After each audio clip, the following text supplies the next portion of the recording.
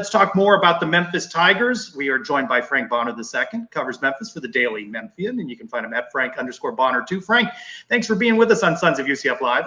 I appreciate you guys for having me.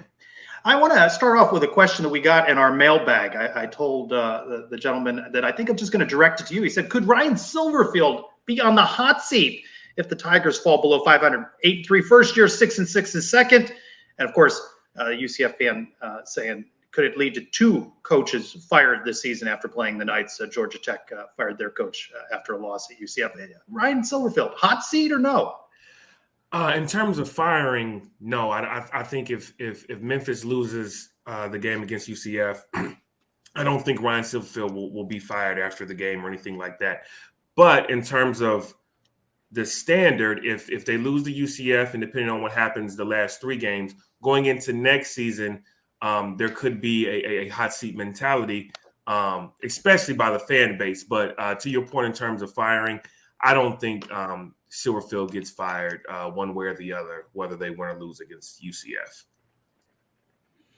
All right, Frank, where are we with Memphis right now? Last three games, a tough loss against Houston, right? A game that they were up in and Houston comes back late. An overtime loss at ECU. Then they're down early against Tulane, but storm all the way back, right? And make a pretty decent comeback and fall up short again. So 3 losses in a row, 3 conference losses in a row. I know they're off a bye week, but what's the sense around the program right now? What's the energy around the team? Well, they're trying to take what they can from those last 3 weeks, but they have a really next game up mentality right now. The bye week was really good for them. Not just getting some bodies healthy, but just mentally kind of resetting. I think what Quindale Johnson said immediately after losing to Tulane, he said going into this bye week, it's a time for Memphis to reset and refocus and just basically try to hone out these last 4 games to salvage what you can. Because they still have a possibility in terms of mathematically to have an 8-win regular season if they can win out these last 4 games. So I think that's what's their main focus is on is what's ahead of them versus pondering about the last 3 losses. What do you guys have to do to win this week?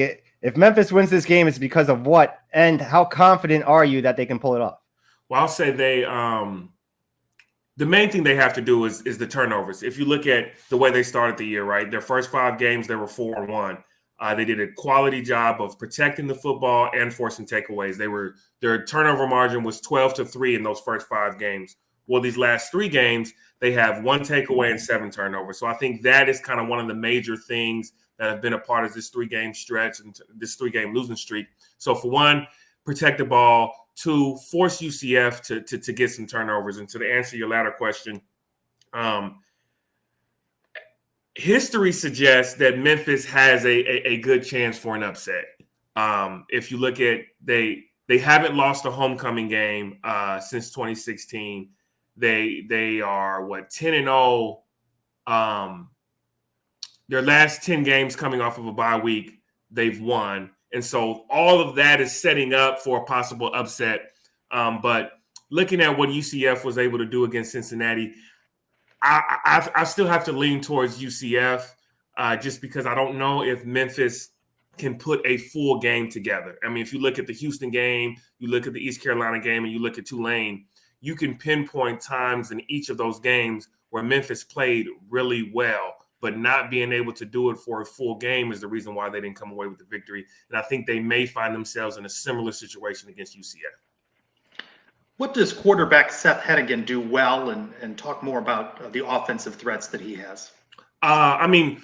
One thing you can say about Seth, this is only his 2nd year playing college football, but he doesn't get rattled easily, right? He's very poised. Even when things aren't going well, he stays level-headed, and for him to be this young as into his college career and to have that amount of calmness to him, I think is a major plus for the Memphis offense.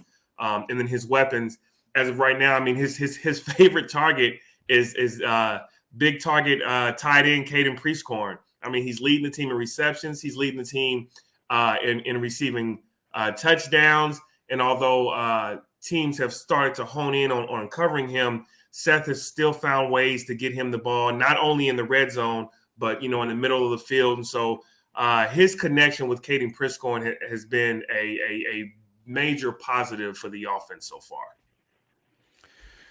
What about on the defensive side of the ball, Frank? What are some names to watch out for on when the Tigers are on defense? I mean, the biggest name is Quindell Johnson. The Tulane game was his first game back from injury. He was a little bit banged up, but he's back at full health now. Quindell Johnson is kind of he is the leader of that offense on the field. Of that defense, sorry, on the field, off the field. Having him back at safety is a major plus for the defense.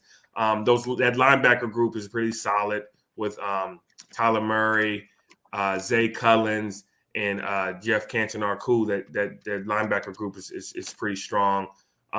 Greg Rubin, cornerback, is another guy who's been playing well for Memphis. And so those are some of the key guys. And you've got a guy like Jalen Allen, who Jalen Allen is going to be one of those defensive guys who's kind of all over the field. They use him in various different scenarios and situations. He can line up on the line as a DN. He can, play off the line. And so he's a guy who I call more of a hybrid position.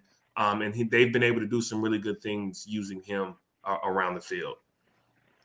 We've had some classic battles over the years with you guys, especially 2017, 2018, the championship games. Two completely different games.